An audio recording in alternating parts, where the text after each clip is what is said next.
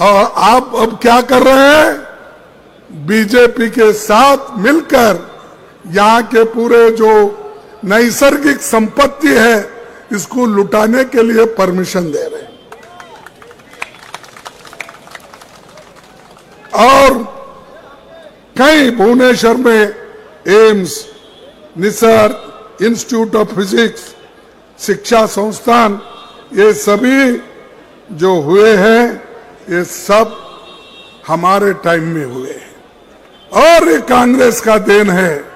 और हमारे को बार बार पूछते हैं, मोदी जी आपके पास आके पूछे या नहीं मुझे मालूम नहीं, वो हमेशा ये कहते हैं, मोदी जी 70 साल में कांग्रेस क्या किया? अरे भाई हम 70 साल में कुछ नहीं करते, मोदी जी आप चीफ मिनिस्टर ही नहीं बनते थे। हम देश के संविधान को बचाए, देश के लोकतंत्र को बचाए, इसीलिए आप वहां हो। आप लोकतंत्र को खत्म कर रहे हैं, लोकतंत्र को बर्बाद कर रहे हैं, संविधान को बर्बाद कर रहे हैं। जो संविधान डॉक्टर बाबा साहब अंबेडकर, जवाहरलाल नेहरू जी ने मिलके यहां के देश के लोगों को एडल्ट फ्रेंचाइज दिया, यानी सभी लोग बराबर, सबको हक, पहले नहीं था, ब्रिटिश के जमाने में था। आज नीचे से काम करने वाले एक खेत मजदूर को भी उतना ही हक है वोटिंग का, और उसकी कीमत भी उतनी है जितनी एक जमींदार की है, बड़े मालिक की है। कारखाने में काम करने वाला एक मजदूर, उसके वोट को भी उतनी ही कीमत है जितना मालिक को है। ये किसने किया? हमने किया। और आपको सभी को अधिकार दिया। महिलाओं को सुनिए, पूरे देश में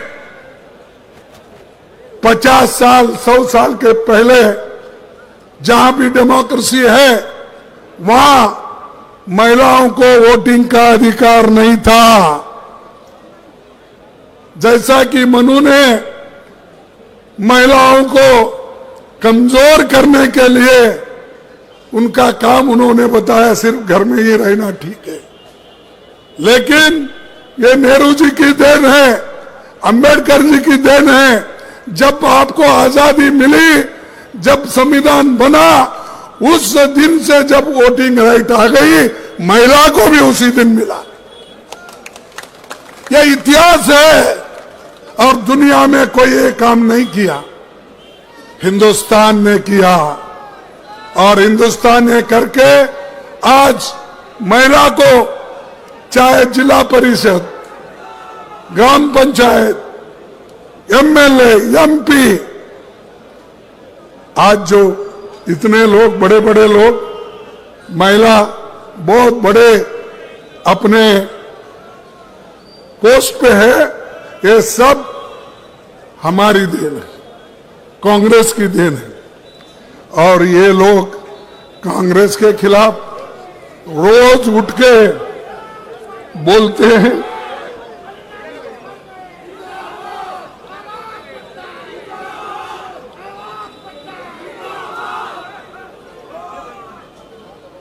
बड़े बड़े लोग उनके साथ हैं, बीजेपी के साथ, पटनायक के साथ।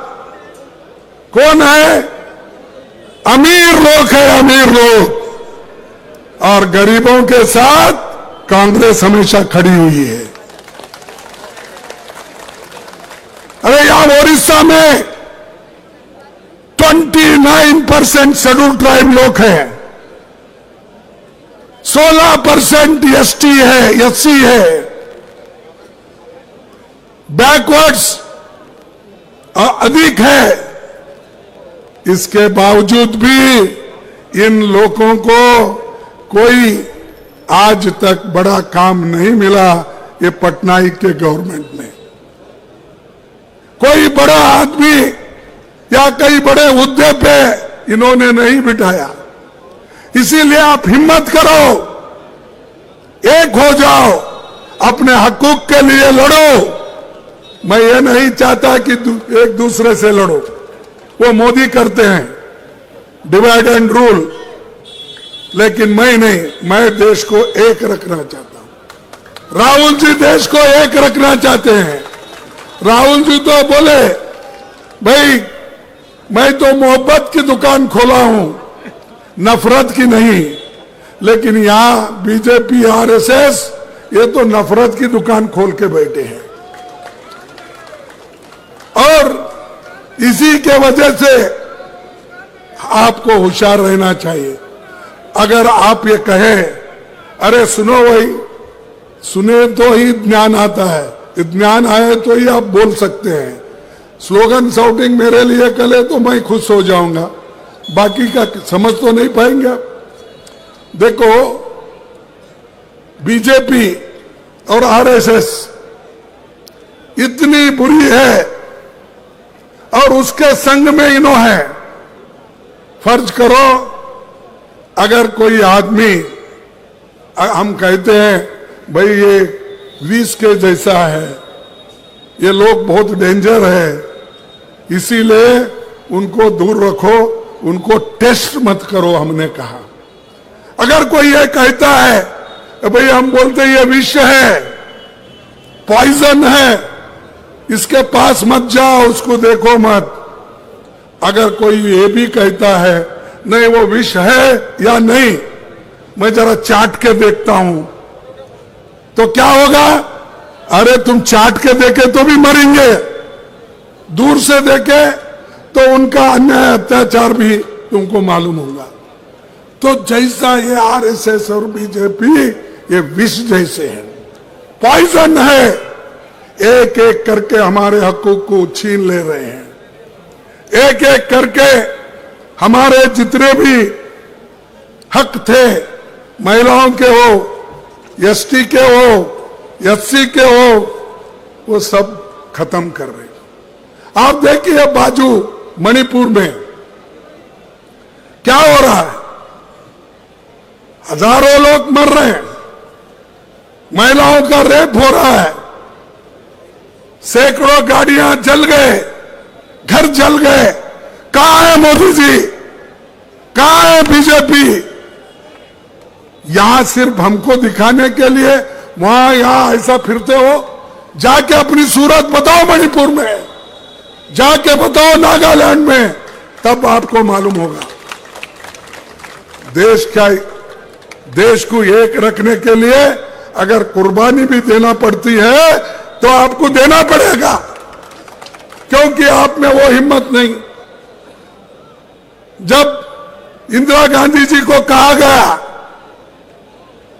और इंदिरा गांधी जी भी ये जानती थी कि आज नहीं कल मुझे धोखा है, मेरे जान को खतरा है, फिर भी मैं डरने वाली नहीं है, बोल के उन्होंने अपना आखिरी भाषण कहां कहा था? यही कहा था।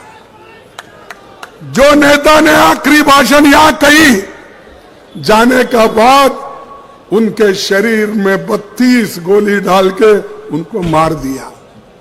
क्या कसूर था? क्या किसी के पैसे लूटे थे? क्या किसी का माइन लूटा था? क्या किसी की संपत्ति हड़प की थी? उन्होंने देश को एक रखना चाहते थे, लेकिन ये लोगों ने मार दिया।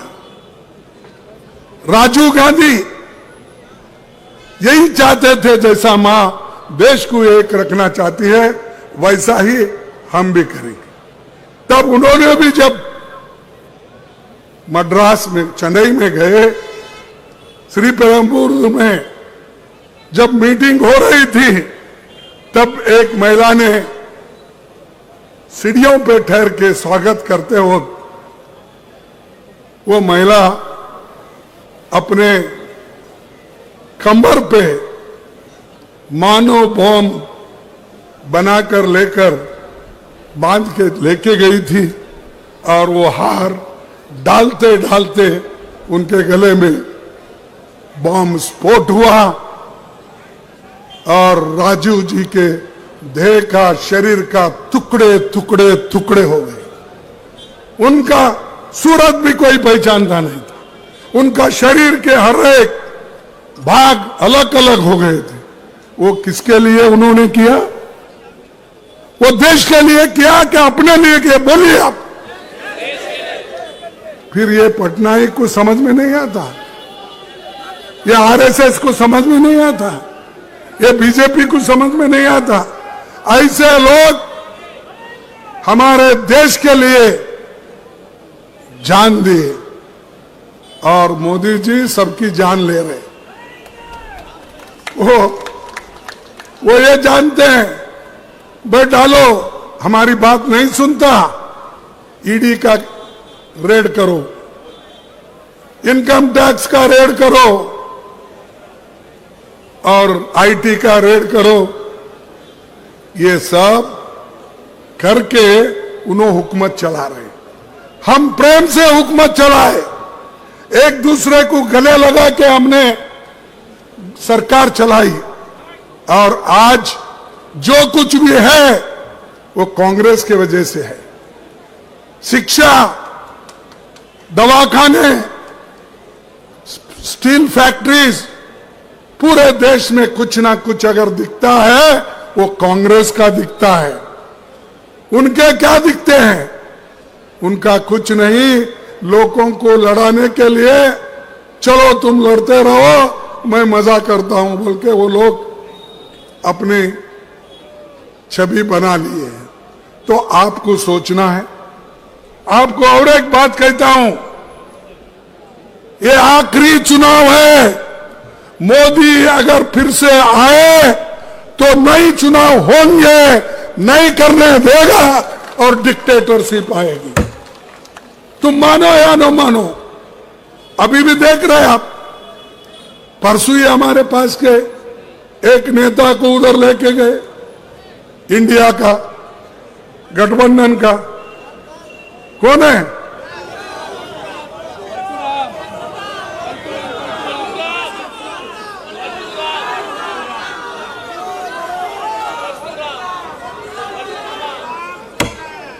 देखो, एक एक को नोटिस देना, डराना, धमकाना, उसकी दोस्ती अगर नहीं छोड़ेंगे फिर हम देख लेंगे। डर के कोई दोस्ती छोड़ रहा है, कोई पार्टी छोड़ रहा है, कोई गठबंधन छोड़ रहा है। अरे इतने डरपोक लोग अगर रहे तो क्या यह मुल्क बचेगा? क्या यह संविधान बचेगा? क्या यह डेमोक्रेसी बचेगी? इसीलिए ये आखिरी चांस है आपको वोट देने का। इसके बाद कोई वोट नहीं देगा, क्योंकि ये पुतिन, रशियन पुतिन का जो प्रेसिडेंट इलेक्शन होता ना, वैसा ही होते चले जाएंगे। ध्यान में आ रहा है आपको? इसके बाद नो चुनाव, उन्हें अपनी ताकत के ऊपर वो चलाएंगे, चुन के आएंगे, 200 लाएंगे, 300 लाएंगे, 400 लाएंगे, 500 लाएंगे। अगर हमारी सब 543 है तो उसको बढ़ा के फिर 600 भी बना देंगे। तो ये संविधान की रक्षा करना, डेमोक्रेसी की रक्षा करना, इलेक्शन बार बार होना, चुनाव होना, इसकी जिम्मेदारी आपके ऊपर है। आप अगर चाहते हो तो डेमोक्रेसी बच सकती है। अगर आप नहीं चाहते हो, गुलाम रहना चाहते हो, तो फिर आपकी मर्जी। क्योंकि पहले तो गुलामगिरी करके आए ब्रिटिश के जमाने में। और ये SC ST OBC वालों को भी मैं ये कहना चाहता हूं, अरे हमारा देश तो गुलाम था, लेकिन आप लोग गुलामों के गुलाम थे। क्योंकि जितने अमीर थे, अमीरों के पास इन्हों काम करते थे गुलाम। अमीर लोग ब्रिटिश के गुलाम थे, तो वो एक के गुलाम और ये गरीब लोग गुलाम के गुलाम उनके पास काम करते थे। इसलिए सोचो भाई, फिर से आप गुलाम बनना चाहते हो, फिर से आप शिक्षण से दूर रहना चाहते हो, फिर से आप जो आपको हक मिला है नौकरी का, वो जो छीन ले रहे उसको आप मानते हो, देखो, देश में आज भी 30 लाख वैकेंसीज है और 30 लाख वैकेंसीज मोदी भर रहे नहीं। रेलवे में है, पोस्ट ऑफिस में है, पब्लिक अंडरटेकिंग में है, टीचर्स में है, सेंट्रल स्कूल्स में है, सैनिक स्कूल्स में है, ये सब में है। तो 30 लाख लोगों को भरने का काम आपने नहीं किया। क्यों नहीं किया? कि इसमें SC, ST, OBC ये लोगों को हिस्सा मिलेगा, वो लोग नौकरी आएंगे, वो लोग नौकरी के पक्के हो जाएंगे। तो इनको जैसे थे 1947 के पहले वैसा ही रखने के लिए मोदी जी ये चाल चल रहे हैं। और एक बात मैं कहूंगा, एक मोदी साहब की एक आदत है झूठ बोलना। आप कोई दूर दूर रह के कोई बीजेपी या BJP के लोग सुन रहे हैं तो मैं आपको पूछना चाहता हूं, 2 करोड़ नौकरियों का वायदा किसने किया? अब कम से कम 20 करोड़ नौकरियां होना था, दिए आपको नौकरी। फिर बोल रहे हैं, आज पेपर तो आप रोज पढ़ते हैं, पेपर में हेडलाइन क्या है? मोदी की गारंटी। मोदी की गारंटी क्या है? 2 करोड़ नौकरियां नहीं देना। ये मैं झूठ बोल रहा हूं? उन्होंने बोला 15 लाख काला धन बाहर से लाके आपके जेब में डालूंगा। डाले? फिर कौन झूठ बोल रहे? अरे जोर से बोलो ना, कौन झूठ बोल रहे?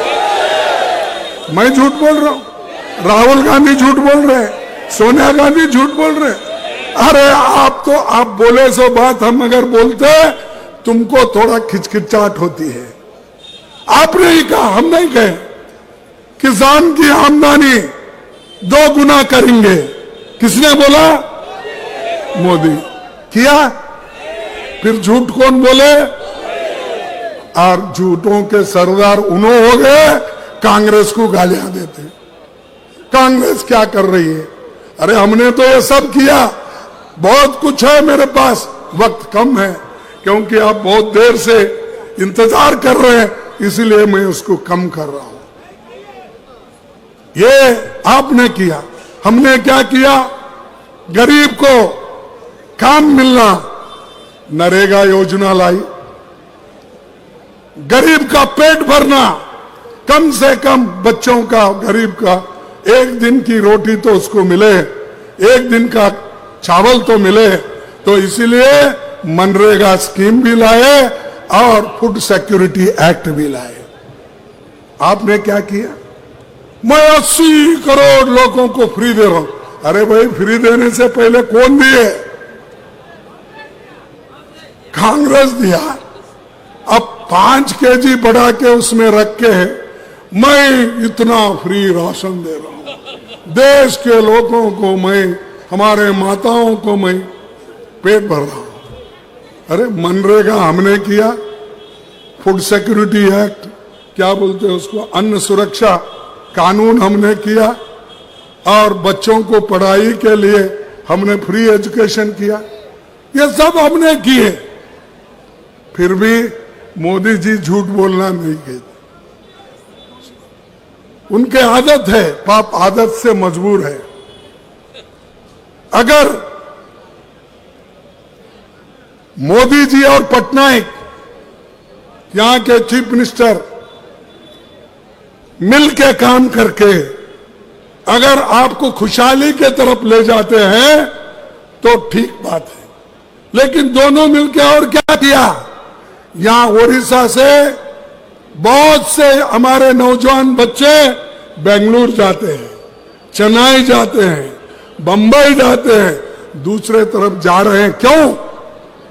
क्यों? तुम क्या कर सो रहे हो? आप नहीं सुनते, इतने बच्चे, इतने लड़के, इतने लड़कियां जो बाहर जा रहे हैं, छोटी सी नौकरी करते हैं, और तुम उनको भगा रहे। उनकी बात आप नहीं करते। आप उनकी बात इसलिए नहीं करते हैं, वो गरीब है। आप किसकी बात करते हैं? अदानी की बात करते हैं, अंबानी की बात करते हैं, टाटा बिरलाओं की बात करते हैं, लेकिन छोटे लोगों की बात करते नहीं। इसीलिए ये लड़ाई भी अमीर और गरीबों के बीच में है। हम गरीबों को साथ दे रहे हैं और ये लोग अमीरों का साथ दे रहे हैं। क्या आपको चाहिए गरीबों का साथ देने वाला सरकार या अमीरों के साथ देने वाला? तो आप मन बनाइए, सब लोग मिलके काम कीजिए। इन्होंने पटनायक भी बोले, मैं हर एक ब्लॉक में 35% इरिगेशन करूंगा। सच है नहीं? क्या मैं झूठ बोल रहा हूं? उन लोग झूठ बोल रहे। उन लोग झूठ बोल रहे। 35% इरिगेशन फैसिलिटी का इन्होंने 11 और 12 और 20 साल से वायदा अधूरा है। सबसे ज्यादा कांस्टेंट आपको, आपकी गवर्नमेंट तो कभी नहीं गई ना, कंटिन्यू है। फिर कंटिन्यू गवर्नमेंट को यह काम करने के लिए क्यों नहीं हो रहा है, मैं पूछता हूं। और उसके बाद कोल्ड स्टोरेज भी बोले आप। 314 ब्लॉकों में कोल्ड स्टोरेज सुविधा मिलेगी। अब 20 साल हो गए, कितने मिले मुझे मालूम? तुम्हारे गांव में मिले? अरे ये 314 ब्लॉक में कोई किसी, आप किसको तो मिला होगा? 300 लोगों को तो मिला नहीं भाई, 100 को तो मिला होगा नहीं, 200 को तो मिला होगा नहीं, तो 14 को तो मिला होगा। ऐसा कैसा होता भाई? इतना झूठ बोलते हैं आपके चीफ मिनिस्टर। तो आप सोचो, अरे भाई एक आदमी ऑफिसर को ला के बिठा के आप गवर्नमेंट चलाते हो?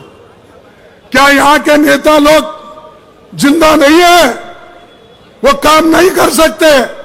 अरे ओडिशा के ऑफिसर्स, ओडिशा के लीडर देश को मार्गदर्शन कर सकते हैं। तुमको मार्गदर्शन करने के लिए बाहर का आदमी चाहिए? क्यों? क्योंकि आपकी खुशामदी करते फिरता है। और उसकी क्या जरूरत है भाई? तुम्हारे पास बहुत लोग हैं, पढ़े लिखे हैं, बहुत से आईएएस भी है, आईपीएस भी है, और ये अब खेती भी अच्छी हो रही है, राइस भी यहां पर ज्यादा प्रोडक्शन हो रहा है। इतना रहते हुए भी एक ऑफिसर के पीछे गिरे। उनको कुछ बनाया ना? ऑफिसर रात खाली चला रहे सर, कुछ नहीं किया। नहीं भाई, उनको कुछ राज्यसभा मेंबर बनाया है क्या? एडवाइजर बनाया क्या है? तो एक आदमी बाहर का आके एडवाइजर बनता। तुमका एडवाइस नहीं चाहिए उनको। तुम अच्छी बात जो कहते हैं वो नहीं चाहिए। सिर्फ एक ही आदमी चाहिए जो तमिलनाडु का केडर का आईएएस ऑफिसर है, वो आए तो बस। और मैं और एक बात आपको कहता हूं, क्योंकि बहुत देर हो गई। यहां पर जो उड़ीसा में कम से कम हजारों वैकेंसी है सरकार की।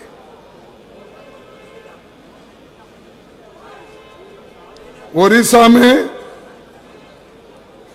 45 लाख से अधिक नौजवान बेरोजगार है और 2,36,000 पद विभिन्न सरकारी विभागों में खाली है। हर डिपार्टमेंट में कम से कम 2,36,000 नौकरियां खाली है। दो भाई नौकरियां। जब 45 लाख नौजवान लोगों को नौकरी नहीं, कम से कम 2 लाख तो दीजिए। ये आंकड़े मेरे नहीं है, सेंट्रल गवर्नमेंट के।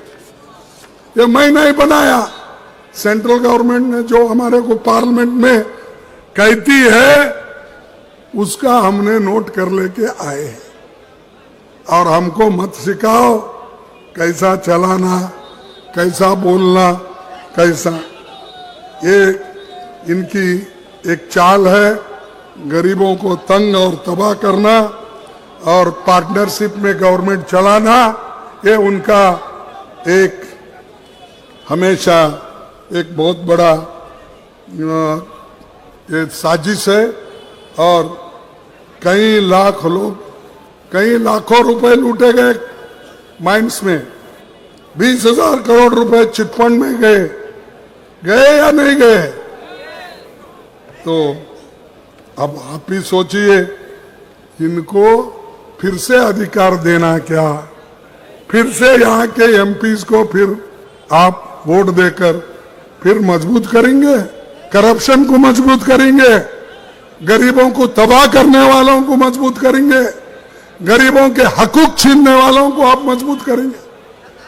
इसीलिए आपसे मैं आपको एक ही निवेदन करता हूं, और हमारे जो महिलाएं हैं, उड़ीसा के गरीब काम करने वाले, और वो तो महंगाई आप बेचारों गरीबों को मालूम होती है, दूसरों को महंगाई की मार नहीं गिरती है, क्योंकि वो अमीर है, कितना बोले उतना लाता, पूछता भी नहीं अपना नौकर कितने में खरीदा, सीधा कोई लाता है, घर भर लेता है। लेकिन इसकी मार तेल, आटा और बाकी के जो किराने के सामान है, दाल है, पल्सेस है, ये खरीदने वालों को मालूम होता है कितना महंगा है, उसको कितना पैसे देना पड़ता है। तो ये जो चीजें हैं हम हमेशा पार्लियामेंट में भी उठाते हैं, अनएम्प्लॉयमेंट का उठाते हैं, किसानों के बारे में भी हम उठाते हैं, लेकिन मोदी जी इसके बारे में बात करने के लिए तैयार नहीं है।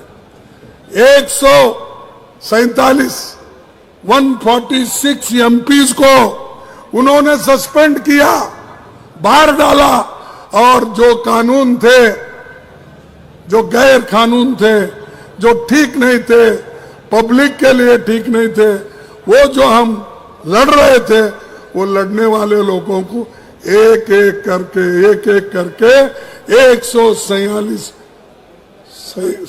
ना 46 लोगों को बाहर निकाल दिया। अरे ऐसी डेमोक्रेसी चलती, सबको बाहर निकाल के अगर आप अपनी सरकार को चलाते हैं, आगे सबको वोटिंग पावर भी आप नहीं देते, बंद करके अपने रशिया के पुतिन के जैसा आप चलेंगे। तो भाइयों, मैं एक ही आपको विनती करता हूं कि लिबर्टी, इक्वालिटी, फ्रेटर्निटी और जस्टिस, ये 4 मुद्दों पे हमारा जो संविधान खड़ा हुआ है, इसको आप मजबूत करो, इसके लिए लड़ो, और हम आपके साथ हैं। आप डरो मत। अब राहुल गांधी को डराने की बहुत कोशिश हो गई, क्या डर गए? हमारी यात्रा निकली मणिपुर से गया असम, नागालैंड से मणिपुर, आसाम से अब निकला वेस्ट बंगाल, और उसके बाद बिहार, झारखंड, सब बात है आगे। तो ये जो हम कर रहे हैं, किसी को खुश करने के लिए नहीं ना, जनता के जो समस्या है उसको हम हाईलाइट करने के लिए हम कर रहे हैं।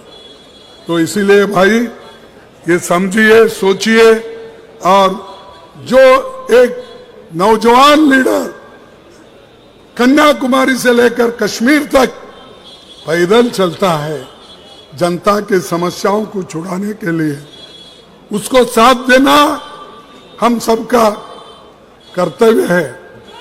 और बैठ के खाने वालों को आप सपोर्ट करेंगे, या जो आदमी कन्याकुमारी से कश्मीर और मणिपुर से महाराष्ट्र तक चलने वाले, तुम्हारे समस्या को हाईलाइट करने वाले को आप मदद करेंगे?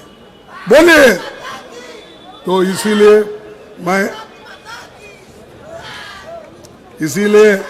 मैं आप सबसे एक ही मेरा अपील है, आने वाले चुनाव में आप कांग्रेस से लोग इसको सपोर्ट कर रहे हैं, जरा ठीक है, बाद में जरा उतरने दो, उसके बाद में ठीक हो जाए।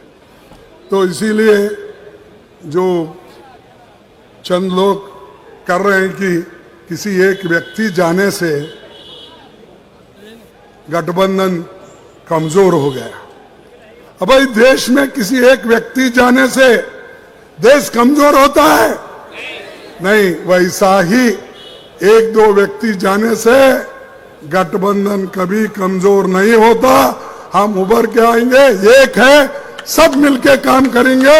ये बीजेपी को, पटनायक जी को हम हराएंगे और ये चले गए तो भारत शुद्ध होता है, और जब शुद्ध होता है नए श्री से काम करेंगे, प्रोग्राम लाएंगे, आपके दुख और दर्द को समझ के हम कदम उठाएंगे। इतना कहते हुए मेरे 4 शब्द को समाप्त करता हूं। जय हिंद, जय ओडिशा और जय भारत।